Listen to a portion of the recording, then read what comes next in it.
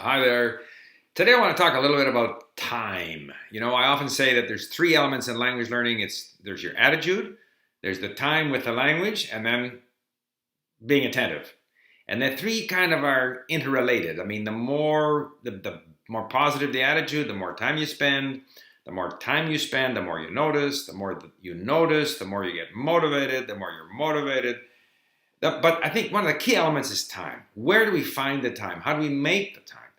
You have to develop habits. And when you have habits where you start finding the time, that improves your attitude, improves your ability to notice. So time is kind of a key element. And a lot of people say, I have no time. So I think we have to look at ways that we can create time. And there's two things that I would say very quickly before I get into some of the sort of where I was today kind of thing. Number one, obviously, wherever you can listen. So whether it be like yesterday, I went skiing. It was a half an hour up there, half an hour back. That's an hour. I skied for an hour and a half, cross country skiing. And there's 3.5 hours. What did I say? 2.5 hours. At any rate, it all adds up. If you can listen in the car and so forth, it all adds up.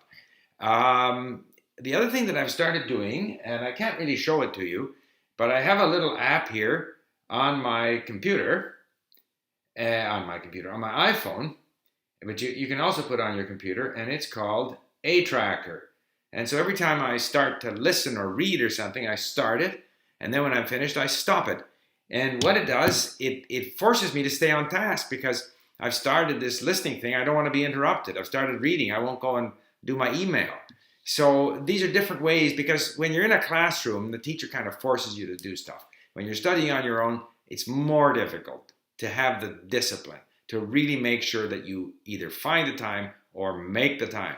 At any rate, today I went and played hockey again this morning, and then I went and drove out to a Korean mall to have lunch, and also I was going to visit my bookstore because there's a very nice lady there, but unfortunately I walked into the bookstore and there was this guy with his LA cap pulled down over his head, still wearing his outdoor jacket, looked very unwelcoming, Korean guy, I guess. And I said, he's not going to talk to me in Korean. And so I left. And I will go back to that bookstore when the nice lady is there. And so enjoy the rest of the video. Day is over. People are coming down off the mountain. And slowly getting darker. So I'm going to head home. This is where the downhill area is. Not too much snow this year. Normally we'll have 3-4 meters of snow. Then we turn around. There's of course, the parking lot and so forth. It's known as Cypress Bowl because there's lots of cypress trees here.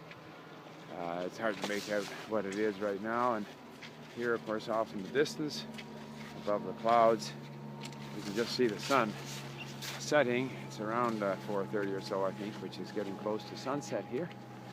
And some people are going into the trail again. I am at the Korean Mall.